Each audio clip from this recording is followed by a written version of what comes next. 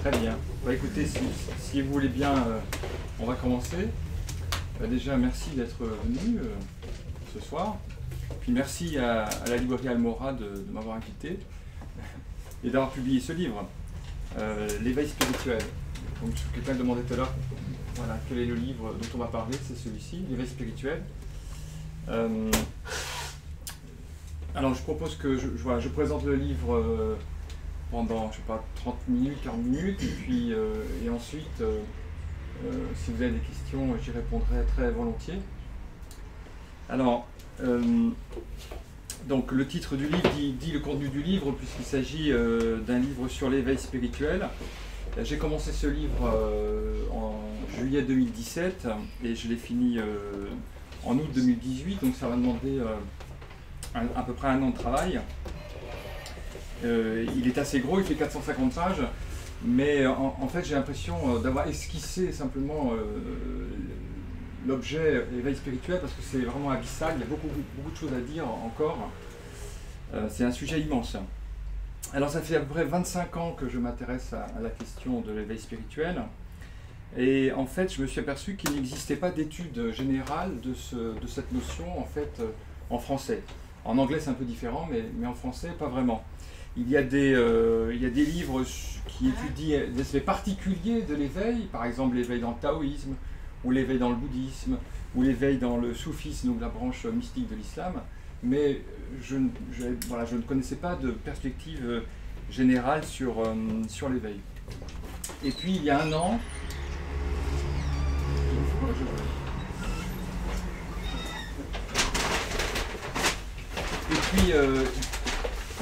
il y a un an, j'ai traduit avec Dominique Anglesio un livre du philosophe américain qui s'appelle Sam Harris, qui est un philosophe contemporain, qui a écrit un livre qui s'appelle Waking Up, qui est un livre sur l'éveil, justement. Donc on l'a publié chez Almora, sous le titre Pour une spiritualité sans religion.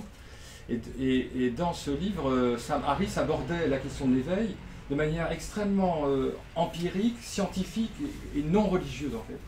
Et son approche m'a passionné parce que il avait en quelque sorte enlevé tous les mythes autour de l'éveil, il étudiait la chose de manière très brute, très pure en fait. Et donc après la traduction de ce livre, je me suis demandé, mais au fond, qu'est-ce que l'éveil spirituel?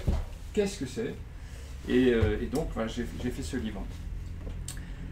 Alors la première fois que j'ai entendu parler de l'éveil spirituel, ça remonte à un certain temps, il y a 25 ans, je suis tombé sur un livre d'un homme qui s'appelle U.G. Krishnamurti. Je ne sais pas, peut-être certains le connaissent, oui, c'est un personnage assez étrange. C'est pas Jiddu Krishnamurti, c'est un autre Krishnamurti, beaucoup moins connu celui-là. Et il est mort en 2007, cet homme. Et donc dans ce livre, qui s'appelle Rencontre avec un éveillé contestataire, il parle de l'éveil. Et c'était la première fois que j'entendais quelqu'un vraiment en parler, comme une expérience vécue. Et dans ce livre, il raconte, voilà, j'ai vécu cette expérience d'éveil à 49 ans.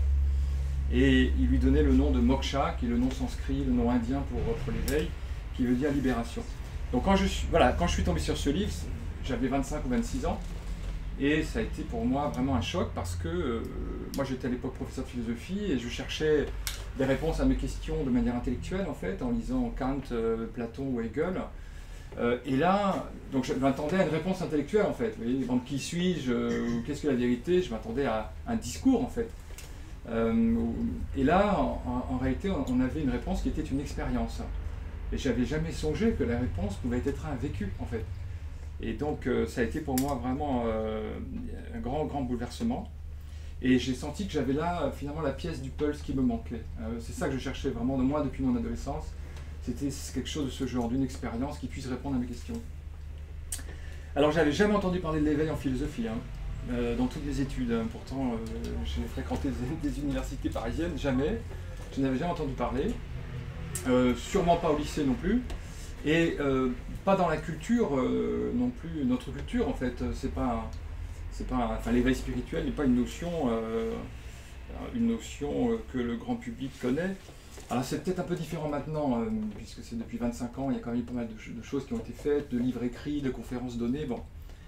Mais enfin, on peut quand même dire que le grand public ignore ce qu'est l'éveil spirituel. Il ne connaît même pas le mot en fait. Ça ne dit rien. Hein. Peut-être ici il y a des gens pour qui ça ne dit rien non plus. D'ailleurs, le mot éveil, ça ne renvoie pas du tout à la spiritualité. L'éveil, c'est quoi? C'est pas l'éveil des tout petits, l'éveil du printemps, l'éveil de la sexualité. D'ailleurs, au début, je voulais appeler le livre Éveil et on m'a fait comprendre que si on mettait éveil, il y aurait un malentendu parce qu'il faut rajouter spirituel pour que ça ait un sens. Donc la grande majorité des gens ne connaît pas, en France et en Europe, je pense même, la notion d'éveil spirituel. Donc je me suis dit, ce serait intéressant d'essayer de présenter au grand public cette notion d'éveil spirituel, puisque les gens ne la connaissent pas.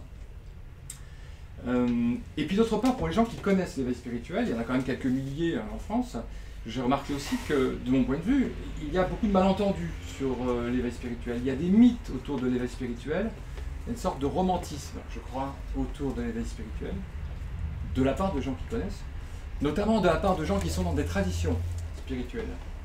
Et par exemple, je vais en parler tout à l'heure, mais un mythe, par exemple, c'est que l'éveil spirituel est très rare.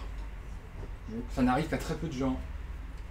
Ça arrive à Bouddha, ça arrive à Jésus, ça arrive à quelques personnes comme ça exceptionnelles qui ont la chance d'être élues je ne sais pas de qui d'ailleurs, mais c'est rare en fait. Un deuxième mythe aussi, on dit que c'est difficile, que vraiment il faut en baver pour atteindre cette expérience. Bon. Moi je crois que ces mythes-là sont plutôt des obstacles que des aides sur le chemin spirituel.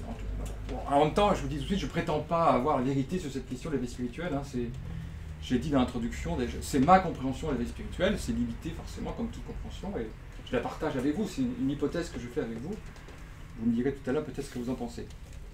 Donc, le but pour moi de ce livre, c'était premièrement présenter l'éveil spirituel au grand public, et deuxièmement enlever un certain nombre de mythes qui sont plus des obstacles que des aides pour des gens qui s'intéressent à la spiritualité.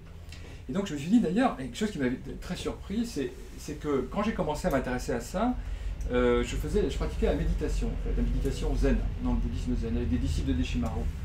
Et à l'époque, la méditation, il y a 25 ans, était beaucoup moins connue qu'aujourd'hui. Et je me souviens que quand j'ai précisé que je faisais la méditation dans un centre bouddhiste, on m'a dit que j'étais dans une secte. Donc les choses ont quand même beaucoup changé depuis. Et la méditation, et on peut dire, elle est devenue assez populaire. Grâce au travail de John Kabat-Zinn aux États-Unis, Christophe André en France, Fabrice Midal aussi. Donc la méditation est devenue très populaire. Voilà ce qui est très surprenant quand on voit ce qu'elle était il y a 25 ans. Et donc je me suis dit, pourquoi est-ce que l'éveil spirituel ne pourrait pas connaître le même destin? C'est-à-dire rentrer finalement dans notre culture et devenir quelque chose qui soit un horizon finalement possible pour un développement de l'esprit humain en fait. Parce que de mon point de vue, l'éveil spirituel est un développement naturel de l'esprit humain en fait. Et donc voilà, j'espère que, peut-être que ce livre il contribuera à cela. Alors la question d'abord c'est de savoir est-ce que l'éveil c'est une réalité ou est-ce que c'est une histoire d'allumer quoi, hein, parce qu'en plus on a le mot illuminé pour parler des gens qui sont éveillés. Donc évidemment si vous dites que vous êtes illuminé c'est mal parti. Donc alors pour essayer de montrer, je vais définir ce que c'est que l'éveil spirituel dans un instant. Je vais essayer en tout cas. Mais pour essayer de convaincre, c'est le but du livre, de convaincre les gens que ça existe, j'ai rassemblé un ensemble important de récits d'éveil spirituel. Donc il y a un aspect anthologique dans le livre qui est voulu. Alors bien sûr, beaucoup de gens peuvent se tromper, hein, c'est sûr, mais quand même quand on lit les témoignages de ces gens qui viennent de tous les horizons, de toutes les époques, il y a des gens... il y a des gens bouddhistes, il y a des gens hindouistes, il y a des athées, il y a des chrétiens, il y a des gens de toutes les époques. Donc quand on voit quand même ce florilège de témoignages, il me semble que quand même ça fait réfléchir. Tous ces gens ne peuvent pas quand même nous mentir ou être dans l'illusion à ce point, il me semble. Donc c'est une des façons que j'ai de convaincre dans le livre, si vous voulez, c'est de donner un nombre assez important de témoignages. Et notamment beaucoup de témoignages contemporains aussi. Et puis j'ai donné aussi pas mal de récits d'éveil parce que je trouve qu'un récit d'éveil c'est très puissant en fait. Pour moi, lire les récits d'éveil de maîtres ou d'anonymes, ça a été extrêmement important parce que d'abord ça prouve que ça existe, comme je le disais, Et puis, ça provoque en nous un écho, en fait. Ça peut, même parfois, lire un simple récit d'éveil, ça peut provoquer l'éveil, en fait. Enfin, bon, si la personne est mûre, quoi, si la personne est prête. Donc, je sais par exemple que le récit d'éveil de Ramana Maharshi, qui est très très connu, qui est un sage indien, est très impressionnant. Bon, je ne l'ai pas mis d'ailleurs dans le livre parce qu'il est trop connu, mais voilà. Et puis, qu'est-ce que c'est que l'éveil alors? Alors, sur la 4e de couverture, j'ai mis une citation de Stéphane Jourdain, qui était un enseignant contemporain, que j'ai rencontré assez souvent à Paris avec Lorraine, mon épouse. On aimait beaucoup cet homme, hein, puisqu'il a une manière très poétique, non religieuse de parler de l'éveil. Il dit ceci: l'éveil est un événement la plus colossale et la plus décisive des révolutions que puisse connaître le dedans d'un homme. Et la plus colossale, la plus décisive des révolutions que puisse connaître un homme. Donc là, on ne parle pas de révolution extérieure, hein, comme on en parle en ce moment. On parle vraiment d'une révolution de la conscience. Donc, le mot révolution est assez juste, en fait. L'éveil, c'est un basculement de la conscience. C'est un retournement de la conscience sur elle-même, c'est un pivotement, en fait, une volte-face de la conscience. La conscience est centrée sur l'individu que nous croyons être, hein, le moi, José Leroy, par exemple, en ce qui me concerne. Donc l'ego occupe tout le centre de la conscience, la vie est bâtie sur l'individu, et avec l'éveil, la conscience et la vie basculent sur une autre réalité que l'ego, sur une réalité beaucoup plus vaste, et qui était insoupçonnée jusqu'alors. Cette autre réalité, elle porte différents noms selon les traditions spirituelles, mais en effet, Stéphane a raison de parler de cette révolution de la conscience, ce pivotement. On passe d'une vie centrée sur l'individu à une vie qui est centrée sur quelque chose que je vais essayer de décrire dans un instant. Alors l'éveil spirituel, il peut être soudain, subi ou graduel. Je donne des exemples d'éveil subi. J'ai d'ailleurs souvent pensé que l'éveil était surtout subi en fait, puisque les traditions que j'apprécie beaucoup, comme le bouddhisme zen ou le bouddhisme Chan chinois, décrivent des maîtres qui se sont éveillés soudainement en fait, en un instant. Et d'ailleurs, souvent, les gens peuvent dater l'éveil, hein, tel jour à telle heure, si vous voulez. Il y avait un basculement de la conscience. Mais en fait, je me suis aperçu, en discutant avec des gens, en lisant des textes, que l'éveil peut être plus progressif. C'est-à-dire qu'un peu comme un glaçon qui fond au soleil, vous voyez ça. Donc la glace fond peu à peu et redevient de l'eau. Donc là, c'est progressif. Donc peu importe, en fait, d'ailleurs, hein, que l'éveil soit soudain ou plus progressif. Je dirais que l'important, évidemment, c'est de contacter cette présence. Alors, je distingue aussi dans le livre, quand même, un aperçu de l'éveil, un aperçu de cette réalité, et l'éveil lui-même, si vous voulez. Parce que il peut arriver que, sous diverses circonstances, en ayant entendu un maître, en ayant lu un livre, par exemple, ou en ayant pris un peu de drogue, ça peut se produire aussi, il peut arriver que le rideau s'ouvre, enfin, que la conscience entreaperçoive quelque chose derrière le rideau, qu'elle entreaperçoive cette autre réalité, si vous voulez. Moi d'ailleurs, c'est ce qui m'est arrivé, c'est-à-dire il y a d'abord eu comme ça cette ouverture qui a duré quelques minutes. Donc c'est quelque chose que beaucoup de gens ont connu en fait, ces ouvertures comme ça. Ça peut se produire à plein d'occasions. Devant un beau paysage, dans la nature, en écoutant une belle musique à l'opéra, dans la relation amoureuse, il peut y avoir ces ouvertures. Mais après, bon, ça se referme souvent. Oui. Et donc on retombe dans si vous voulez, dans la vie individuelle, dans le mécanisme de l'ego. Donc ce que j'appelle éveil, c'est plus qu'un simple aperçu de cette réalité. C'est vraiment un basculement de la conscience. Le rideau il est ouvert, il ne se referme plus. Et la présence, elle est contactée et elle devient le centre de l'existence. Mais en général, avant que cette ouverture se produise, cette ouverture et ce basculement, il y a des levées de rideau et ça peut se refermer. Souvent, c'est ça. Et ces moments d'éveil, d'ailleurs, sont extrêmement importants parce qu'ils nous donnent la nostalgie de cet état. Hein.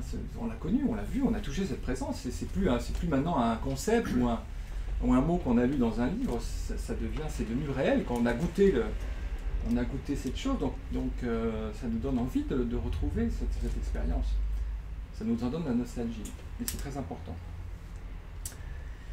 Alors, l'éveil, évidemment, ça a à voir avec les traditions spirituelles, puisque les grandes traditions spirituelles sont des chemins vers l'éveil. Ils sont là pour ça. Ce sont des chemins d'éveil.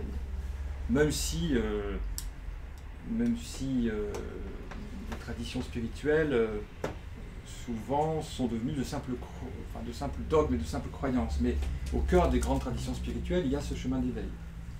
Donc, l'éveil, il a reçu différents noms selon les traditions. Je vous en donne quelques-uns, je les analyse dans le livre. En Inde, par exemple, c'est souvent le mot moksha, dont j'ai parlé tout à l'heure, qui veut dire libération. Il y a aussi le mot samadhi, peut-être que vous connaissez, samadhi, qui veut dire en sanskrit unification. C'est le fait que d'un coup la conscience, elle s'unifie, elle se recueille en elle-même, au lieu d'être dispersée dans les pensées et les émotions, elle se recentre. Il y a le mot nirvana, bien sûr, dans la tradition bouddhiste, mais aussi dans l'Advaita Vedanta, on trouve ce mot nirvana, qui signifie extinction. En fait, c'est l'extinction d'une illusion. Hein. En japonais, vous avez des mots comme satori, kensho, vous avez entendu. Donc kensho qui veut dire voir dans sa vraie nature. Et puis, dans la langue française, donc dans la tradition chrétienne, c'est plutôt les mots illumination, déification, conversion, hein, union mystique, par exemple. Donc, il y a beaucoup de mots. Mais le mot que je préfère et que j'ai choisi, c'est le mot éveil. D'abord parce qu'il est neutre, enfin il est laïque en fait. Il n'est pas rattaché, et puis il est français en plus. Il n'est pas rattaché à une tradition particulière. Et le mot éveil dit assez bien ce dont il s'agit en fait. Parce que le mot éveil fait penser au réveil. D'ailleurs le mot Bouddha, qui veut dire l'éveillé, en sanskrit, Bouddha, ça signifie se réveiller, hein, comme se réveiller le matin en fait. Donc, le Bouddha, c'est celui qui s'est réveillé. Donc l'éveil, ça a à voir avec un réveil. C'est d'ailleurs, Stephen Jourdain en parlait beaucoup de ce réveil. Voilà, quand on rêve la nuit, on se prend pour un personnage. Et on le croit réel. On se prend pour quelqu'un. Si on est un homme, on peut se prendre pour une femme, pour un animal, ce qu'on veut. Enfin, c'est pas ce qu'on veut d'ailleurs, parce que sinon ça ne dépend pas de nous. On voit des gens, on parle à des personnes, on visite des paysages, des villages. Et puis le matin, tout ça, hop, ça disparaît, puisque on se réveille justement. On passe d'un état de conscience à un autre.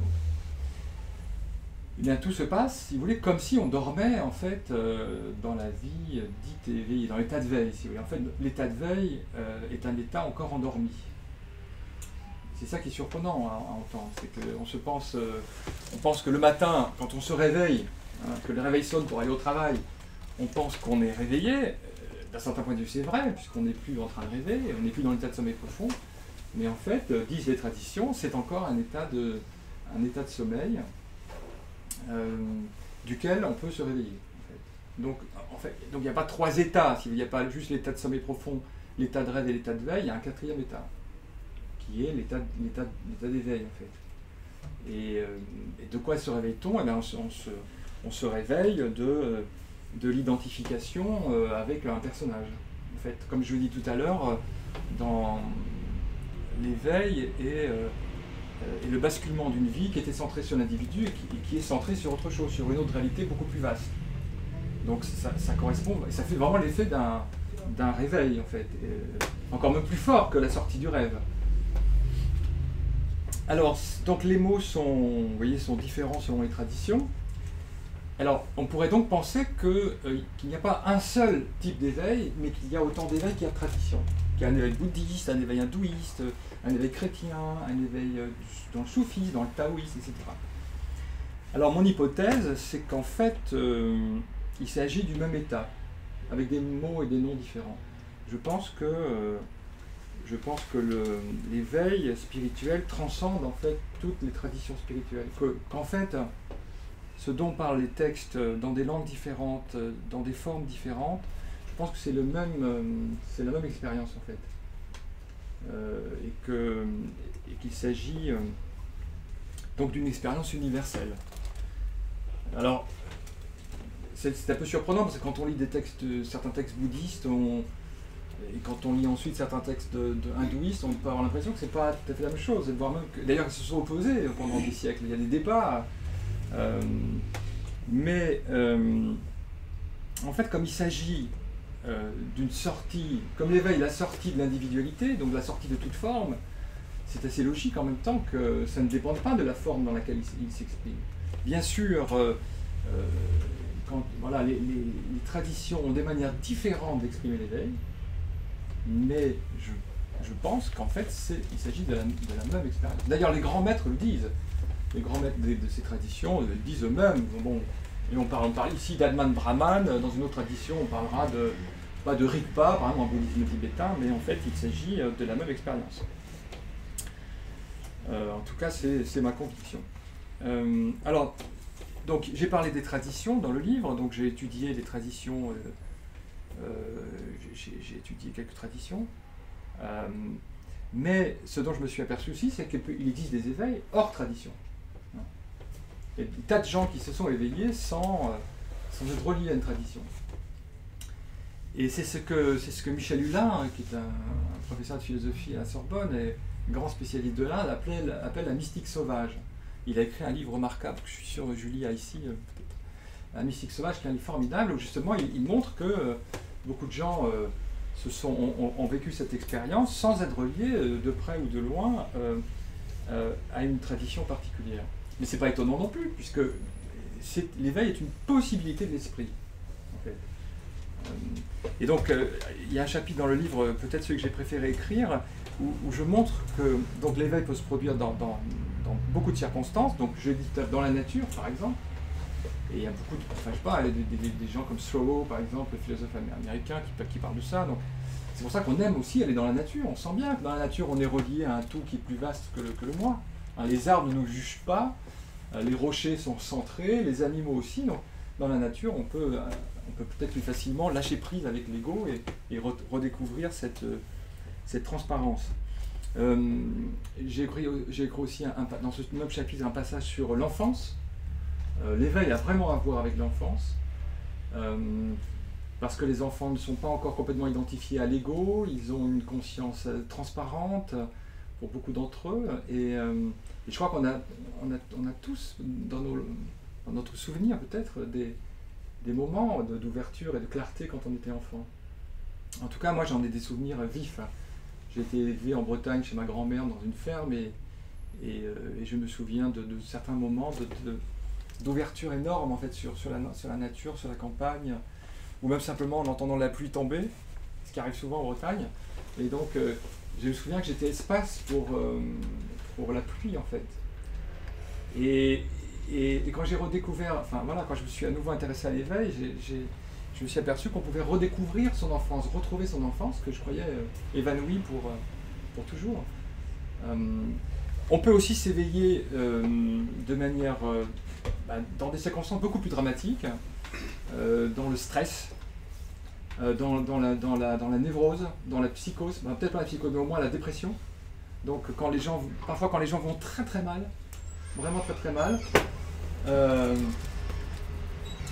quand les gens vont très très mal, quand ils sont au fond du trou, et bien tout d'un coup ça peut s'ouvrir et ils débouchent dans la clarté, un peu comme dans l'enfer de Dante, où on allant jusqu'au centre de l'enfer quand on arrive au paradis.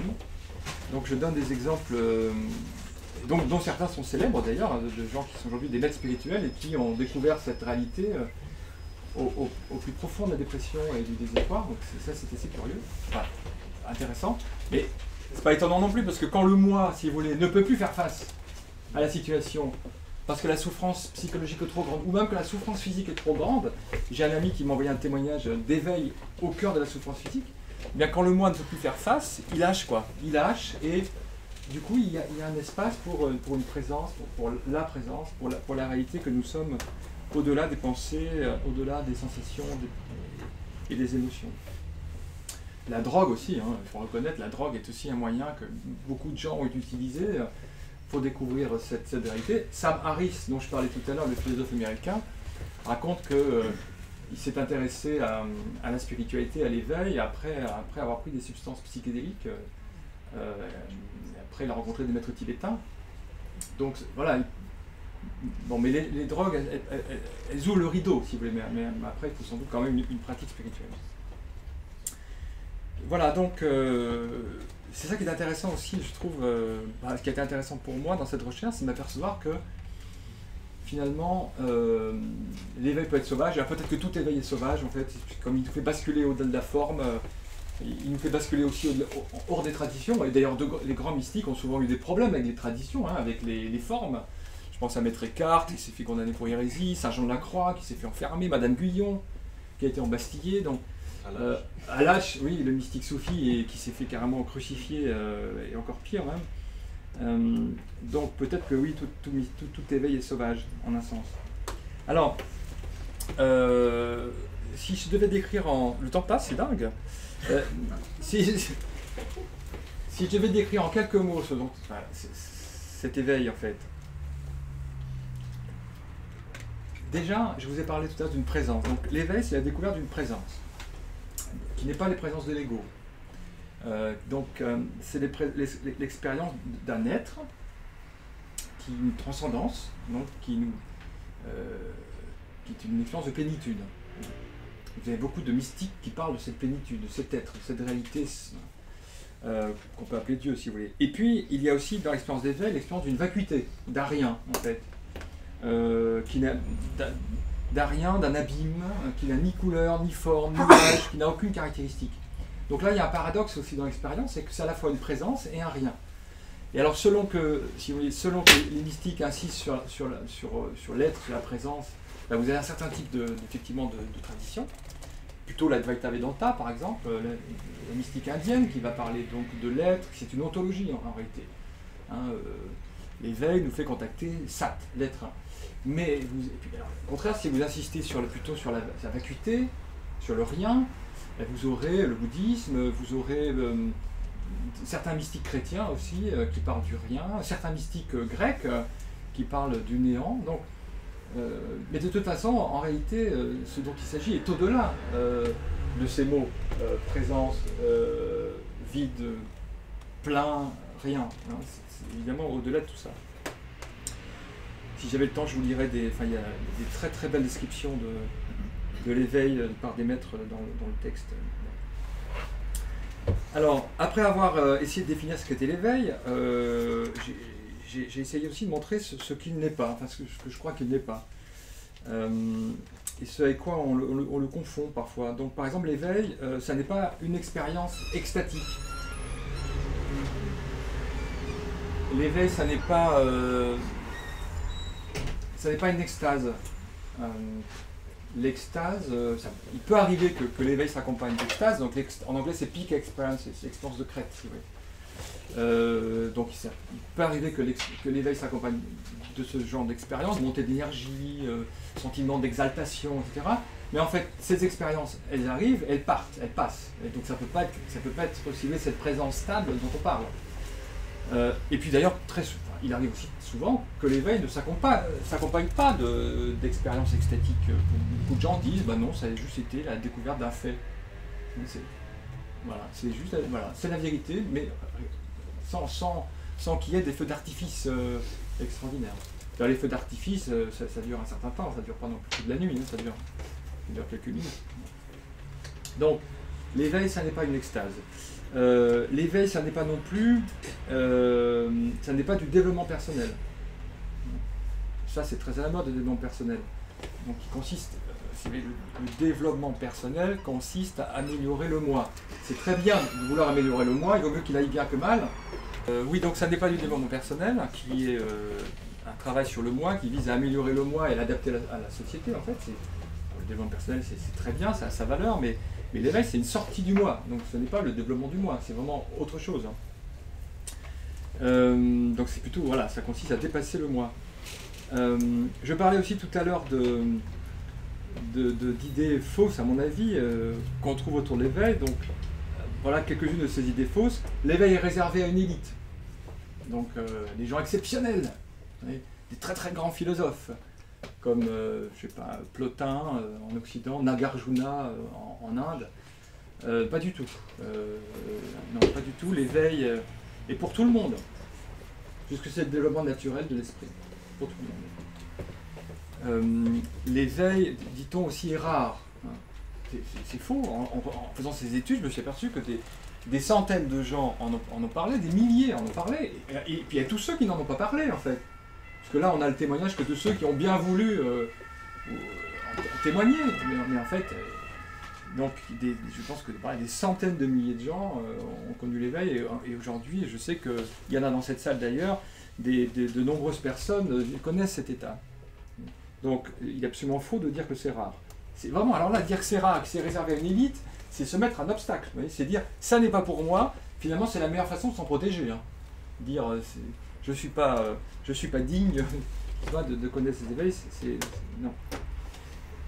Autre mythe aussi, on pense que l'éveil est difficile. Mais tous les grands maîtres ont dit que c'était simple. Tous les grands maîtres ont dit que c'était la chose la plus simple qui soit. Jésus lui-même dit, si vous voulez entrer dans le royaume, soyez comme des petits-enfants. Il n'a pas dit devenez agrégé de philo ou devenez spécialiste en théologie hébraïque, il savait tout ce qu'il est. Il a dit devenez comme des petits-enfants. Donc, voilà, c'est rassurant, quoi. C'est simple, c'est simple. Je parlais de Ramana Maharshi tout à l'heure. Donc Ramana Maharshi a dit lui-même, il est plus simple de voir le soi, donc il appelait cette présence le soi, il est plus simple de voir le soi que de voir une prune dans la paume de sa main. Vous voyez ?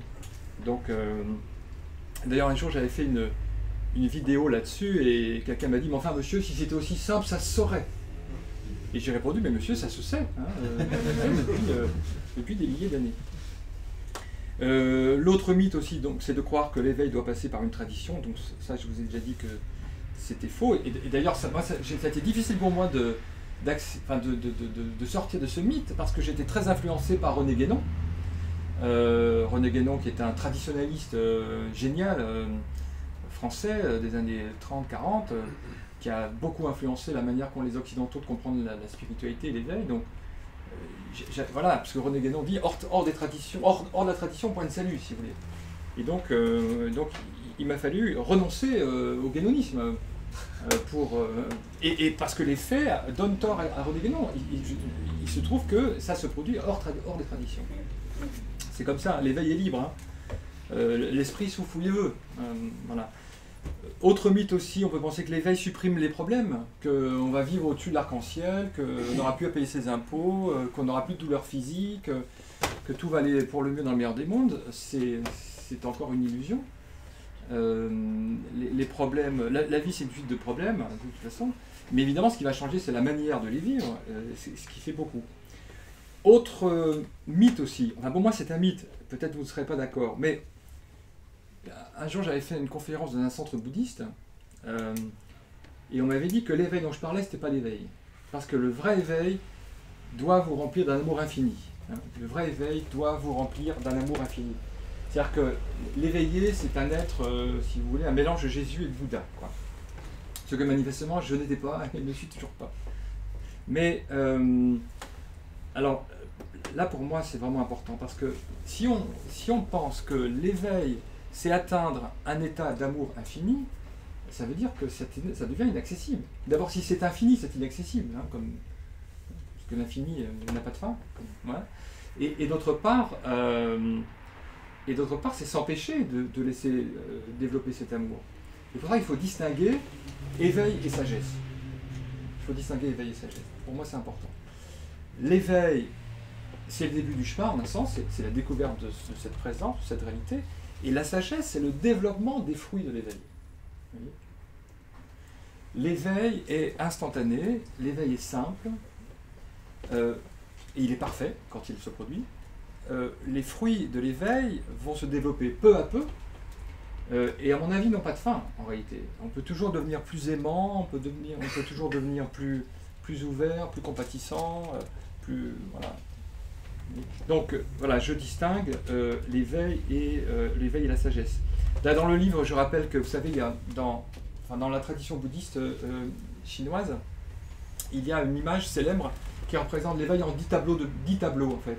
c'est le travail, le dressage du buffle. Alors, parfois c'est d'ailleurs autre chose qu'un buffle, ça peut être un cheval aussi. Donc il y a 10 petites images du dressage du buffle. Donc c'est un paysan qui a perdu son buffle et qui part à sa recherche. Le buffle étant donc l'éveil, la présence dont je parlais tout à l'heure. Et donc alors, au début, la première image, il a perdu son buffle. Deuxième image, il voit des traces. Et troisième image, il voit le buffle. Donc l'éveil, c'est la troisième image, en fait. Il y en a encore 7 autres. Donc c'est vraiment, effectivement, le moment où on voit sa vraie nature, et après vont se développer, comme je le disais, les qualités de l'éveil. Voilà. Donc c'est à la fois l'éveil, la fin du chemin, puisqu'on a trouvé ce qu'on cherchait, hein, on a trouvé son buffle, et puis il n'y a plus personne, il n'y a plus de chercheurs, et en même temps, en un sens, c'est aussi un chemin paradoxal. Alors, dans le livre aussi, je parle des philosophes. Qu'est-ce que les philosophes occidentaux disent de l'éveil? Est-ce que c'est présent dans la tradition philosophique? Je vous ai dit tout à l'heure qu'à l'université, quand j'ai fait des études de philo, j'en ai jamais entendu parler. Et donc, en relisant les textes de la tradition occidentale, en fait, on voit que certains philosophes parlent de l'éveil, et assez clairement, en fait. Je donne l'exemple de philosophes de l'Antiquité grecque, Parménide, Platon. Platon, vous vous souvenez, il nous dit qu'on est enfermé dans une caverne, qu'on se trompe sur soi-même, qu'on est dans l'illusion la plus totale, et que pour sortir de la caverne, il faut se retourner. Hein, et en se retournant, on découvre la lumière, qu'il appelle le bien. Bon, si ça, c'est pas la description d'un éveil. Et tous les grands philosophes influencés par Platon, comme Plotin par exemple, Plotin c'est clair, développe cette idée d'éveil. Saint Augustin, évidemment les philosophes chrétiens, Spinoza, Fichte, Schelling, la tradition effectivement de l'idéalisme allemand. Alors après, évidemment à partir du XVIIIe, XIXe siècle, il y a l'influence de l'Orient. Et donc Schopenhauer par exemple reçoit cette influence orientale. Donc là effectivement, les informations circulent d'Inde de l'Orient vers l'Europe, et donc là ça se développe, hein, bien sûr. Mais est-ce que Nietzsche parle de l'éveil, par exemple? Ça m'a beaucoup intéressé d'aller voir les textes de près. Est-ce que Heidegger en parle? Est-ce que Husserl en parle? Voilà, donc j'ai développé cet aspect-là aussi. J'ai pas pu faire un livre sur tous les philosophes. Ce serait intéressant d'ailleurs, ce serait une contre-histoire de la philosophie. Il y a celle de Michel Onfray qui a été faite du point de vue du matérialisme, il faudrait faire aussi une contre-histoire de la philosophie du point de vue de la spiritualité, et montrer que c'est présent chez nos auteurs. Je me suis aussi intéressé à la psychologie. Est-ce que les psychologues occidentaux parlent de l'éveil? Alors Freud, évidemment, pas du tout, parce qu'il n'y connaît rien, il le rejette, mais c'est beaucoup moins évident chez Jung. Jung en parle, Jung connaît bien les traditions orientales, il a lu Maître Eckhart, il a été en Inde, il connaît très bien un philosophe bouddhiste qui s'appelle Suzuki, Daisetsu Suzuki, et donc il intègre cette dimension dans son travail. Et après lui, il y a tout un courant que vous connaissez peut-être, qu'on appelle la psychologie transpersonnelle, avec des gens comme Maslow par exemple. Donc j'ai beaucoup aimé lire Maslow, qui parle de ce développement naturel de l'esprit humain. Donc en fait, c'est intégré dans la psychologie occidentale. Les psychologues en parlent. Alors même si, évidemment, si un étudiant aujourd'hui veut faire une thèse en psychologie sur l'éveil, à mon avis, il ne pourra pas. Il ne trouvera pas directeur de thèse. Ça serait un peu parce que c'est un peu hors de l'université quand même, c'est un peu à la marge de l'université. Alors, mais dans le livre quand même, j'ai trouvé quelques psychologues, notamment plutôt anglais et américains, notamment Steve Taylor dont je parlais tout à l'heure, qui est un psychologue anglais, qui a travaillé du point de vue de la psychologie sur l'éveil, qui a fait vraiment une enquête auprès de gens pour essayer de faire un portrait psychologique de l'éveil. D'ailleurs, il a fait un petit sondage, comment savoir qu'on est éveillé, donc je l'ai mis à la fin, je l'ai traduit. Donc vous pourrez voir si vous êtes éveillé ou pas, c'est intéressant. Et j'ai trouvé aussi, un mois avant de publier le livre, j'ai trouvé un article, j'ai eu le temps d'intégrer, écrit par des psychologues américains, sur l'éveil aussi,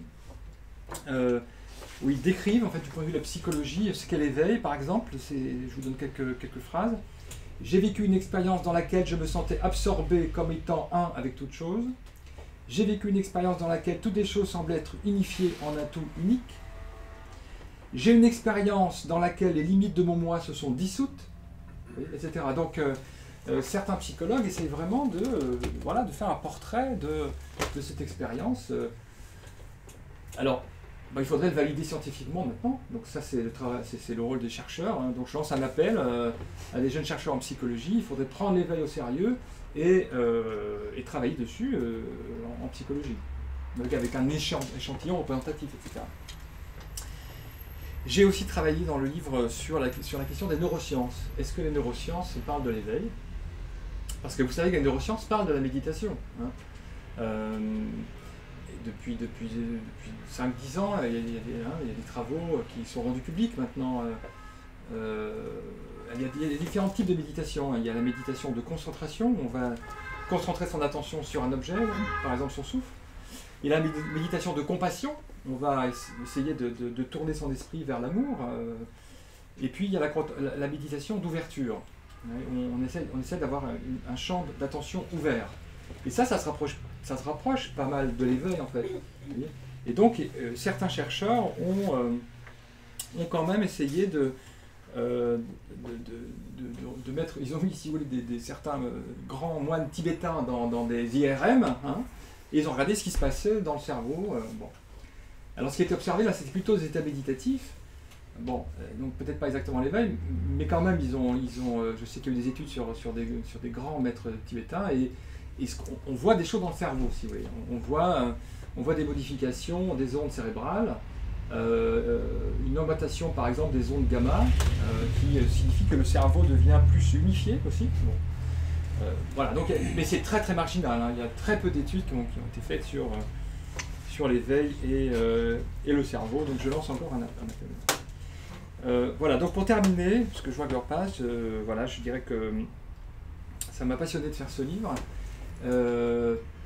Et je termine en me demandant si la société moderne, notre société moderne, est ouverte sur l'éveil. En fait. Parce que je sais que j'ai des amis dans la spiritualité qui pensent que notre société est anti-spirituelle, que vraiment on est fermé à l'éveil, que jamais dans l'histoire on a eu une société aussi opposée aux valeurs spirituelles, parce qu'on est matérialiste, qu'on est une société centrée sur l'ego, etc. Bon, et moi je pense le contraire. Vous voyez, je pense que notre société est très ouverte sur cette dimension. Alors la preuve, vous êtes là, et puis il y a des livres il y a beaucoup de livres qui sont publiés sur l'éveil spirituel, sur la méditation, sur la spiritualité. Donc je pense que voilà, je pense que cette société, beaucoup de gens dans cette société sont ouverts à cette dimension. Peut-être même n'y a-t-il eu jamais une société aussi prête à l'éveil. Parce que c'est une société laïque, alors qu'avant on était quand même aussi, si vous voulez, limité par les formes traditionnelles. C'est une société où les gens ont du temps maintenant, hein. Avant on travaillait toute la journée, du matin jusqu'au soir, on a du temps, on peut vraiment se consacrer à autre chose qu'au travail. Et puis on est cultivé quand même, on a accès à des trésors dans les livres. Avant, pour connaître l'éveil selon le bouddhisme tibétain, il fallait aller au Tibet, regarder les difficultés qu'Alexandra David-Nil, par exemple, a eues pour entrer à Lhasa. Donc, maintenant, les livres tibétains, ils arrivent jusqu'à nous, en fait. Ils sont là, les livres tibétains. Les plus secrets enseignements du bouddhisme tibétain sont là. Les plus secrets enseignements de l'hindouisme sont là. Et même dans les gares, en fait. Et parfois, dans une librairie de gare, vous pouvez trouver ces enseignements-là. Donc, ils sont accessibles, ils sont disponibles, sans parler d'Internet. Alors là, qui a mis à disposition des gens un véritable trésor d'enseignants, d'enseignements, etc. Voilà, je vous remercie beaucoup de votre attention.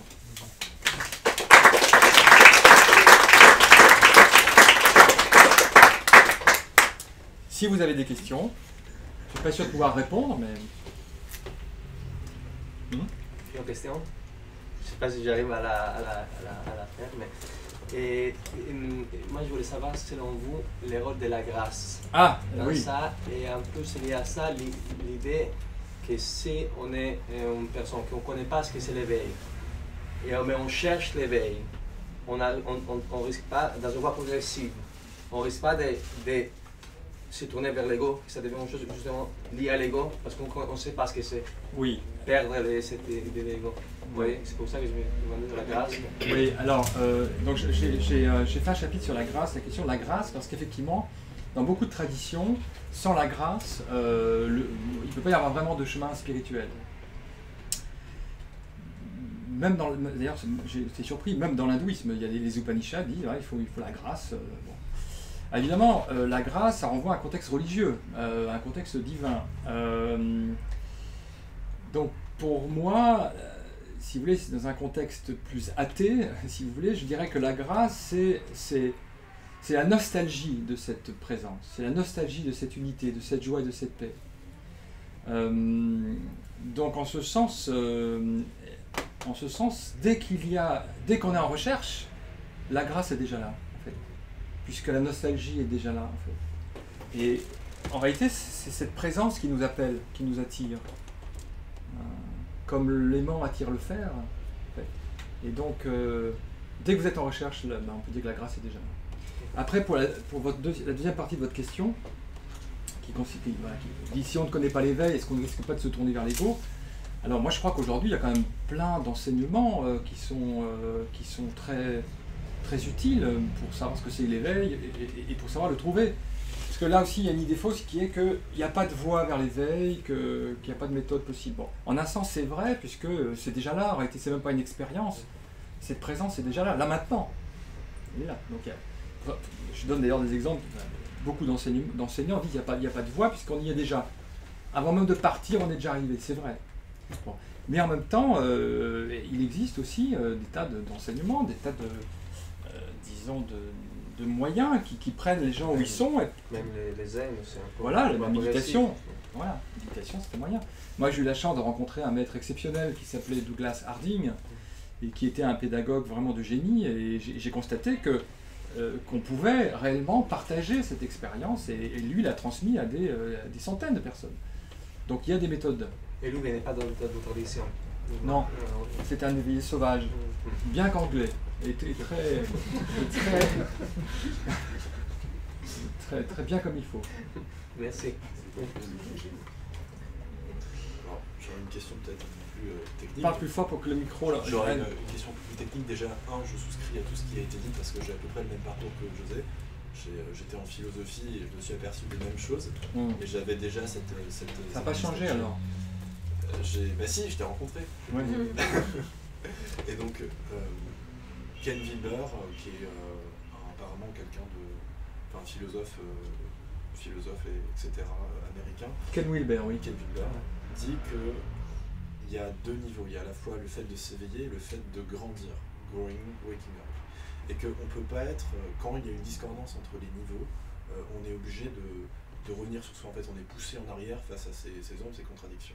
Il me semble savoir que dans la vision sans tête, l'éveil en général ne dépend pas de la condition psychologique, ou du moins les conditions psychologiques peuvent être des facteurs d'éveil, mais en soi, c'est pas parce qu'on est dépressif, content, joyeux qu'on est éveillé. Ma question c'est donc la suivante, est-ce qu'il n'y aurait pas finalement des niveaux d'éveil? Parce que tu distinguais tout à l'heure entre l'éveil et la sagesse. Ouais. Et ma question c'est en gros, qu'est-ce qu'on a à faire pour passer de la reconnaissance de la présence de ce que nous sommes vraiment, à cette dimension qu'on appelle la sagesse. Et quand j'entends cette dimension qu'on appelle la sagesse, c'est ce que tu peux appeler peut-être aussi les fruits de l'éveil. C'est-à-dire, oui. Je sais que ça englobe pas mal de domaines de l'existence, que ce soit se comporter, vivre, agir, mais il y a bien des qualités ou une orientation qui fait qu'on peut progresser vers la sagesse comme le suggère la philosophie. En fait, donc Ken Wilber, c'est un philosophe américain que je considère comme probablement un des philosophes les plus importants aujourd'hui, que ne connaît pas du tout l'université française. Pourtant, c'est le philosophe américain le plus traduit dans le monde. Et nous, d'ailleurs, chez Almoran, on a traduit plusieurs de ses livres. Ken Wilber, disons depuis quelque temps, distingue donc l'éveil, waking up, et growing up, qui serait qu'on pourrait traduire par le fait de grandir. Donc grandir, ça veut dire grandir en humanité, grandir en compassion, grandir en sagesse, etc. Donc il fait remarquer que les deux sont importants. C'est-à-dire que quelqu'un qui aurait uniquement cette dimension de waking up, d'éveil, et qui ne développerait pas les fruits disons, de l'éveil, la sagesse, bon, certes, il verrait sa vraie nature, mais il peut après se comporter de manière encore, finalement, très souvent immature. Et on sait bien qu'il y a des grands maîtres spirituels qui se sont souvent comportés de manière disons, très, très égoïste. Dans le livre, je donne quelques noms, par charité chrétienne, je ne vais pas les donner ici, mais voilà, les journaux, les revues nous donnent parfois des exemples de comportements absolument incroyables, sans être moraliste, sans tomber dans le moralisme, mais juste simplement d'abus, d'abus de faiblesse, de violence sexuelle, bon. Et pourtant, ces gens voient la vraie nature. Moi, j'en ai rencontré certains voilà, de grands maîtres qui, clairement, je le voyais, avaient cette expérience et pouvaient le transmettre. Mais j'ai constaté après qu'ils n'avaient pas cette dimension de sagesse. Donc c'est très important d'avoir les deux. Je suis d'accord avec Ken Wilber, waking up et growing up. Moi, je dis éveil et sagesse. Et donc, voilà, l'éveil a des fruits. Mais il n'y a pas de niveau d'éveil. Il n'y a pas de niveau d'éveil parce que, si vous voulez, la vacuité, c'est la vacuité. Il ne faut pas avoir plus vite que vide. Donc, voilà, c'est important de voir qu'il y a des fruits et de voir qu'ils se développent. D'ailleurs, ils se développent aussi sans nous. Hein. Ils se développent pas forcément comme on le voudrait d'ailleurs, pas forcément au rythme qu'on le voudrait. Parce qu'on a aussi des images de saints ou des images de ce que devrait être le sage, mais en fait, parfois les sages se comportent de manière très bizarre. Hein. Diogène se masturbait en place publique. Voilà. Donc, mais oui, je crois que tu as raison. C'est ce que je dis dans mon livre aussi. Je cite d'ailleurs Ken Wilber, j'analyse Ken Wilber. Les deux sont importants. Oui. Vous connaissez les programmes de Ken Wilber, Superhuman? Oui, on les a édités. Ah, mais vous le connaissez bien, vous savez parce que... Je pratique pas, non. Ah, okay, non. Voilà. Oui. Réalisation de soi et éveil, c'est pareil ou pas? Oui, moi je vais prendre ce mot réalisation de soi. C'est un mot qui convient aussi plutôt dans l'hindouisme, puisque vous n'aurez pas cette expression dans le bouddhisme, puisqu'il n'y a pas de soi, mais réalisation. C'est vraiment réalisation, c'est-à-dire que c'est découverte de la réalité du soi au-delà du moi. Donc c'est une expression qui est très juste aussi. Est-ce que dans l'étude des récits d'éveil que vous avez fait, oui. Vous avez remarqué quelque chose sur cet état que j'ai expérimenté à un moment donné où le souffle va s'arrêter, ce ressenti de la mort dont parle Ramana Maharshi, et l'état d'après, donc qui suit ça. Donc Ramana Maharshi dans ses récits dit c'est une des étapes qui précède l'éveil, où après l'ego se dissout dans le soi.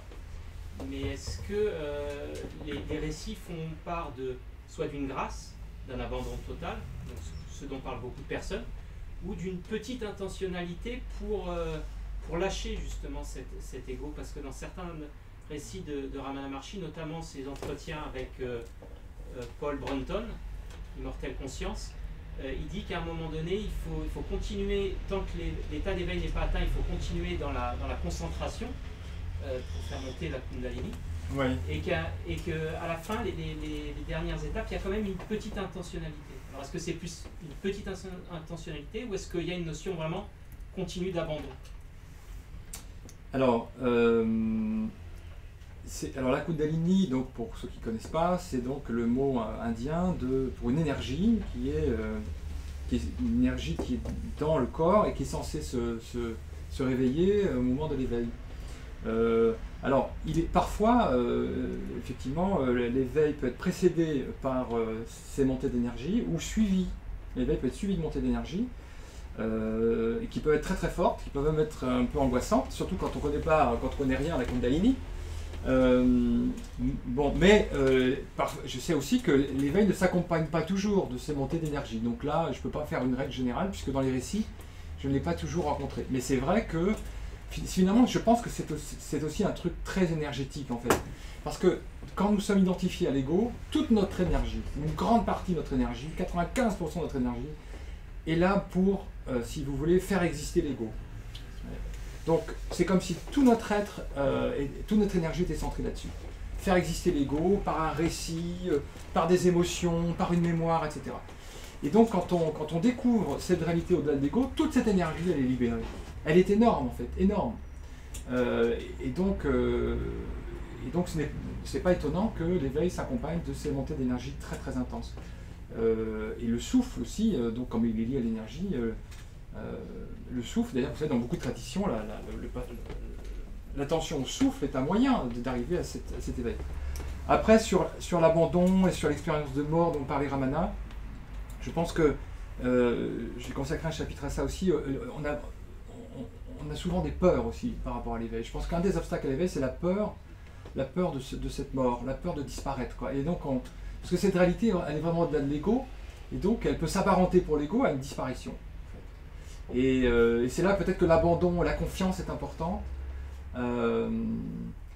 En réalité, c'est pas une mort, ou si c'est une mort, c'est la mort d'une illusion, et c'est suivi de toute façon d'une résurrection dans cette réalité qui transcende l'ego. Donc l'abandon est important, la confiance est importante. Rien de grave ne peut arriver, en fait, au contraire. Mais on a tous nos résistances à ça, on a tous nos peurs, ça c'est sûr.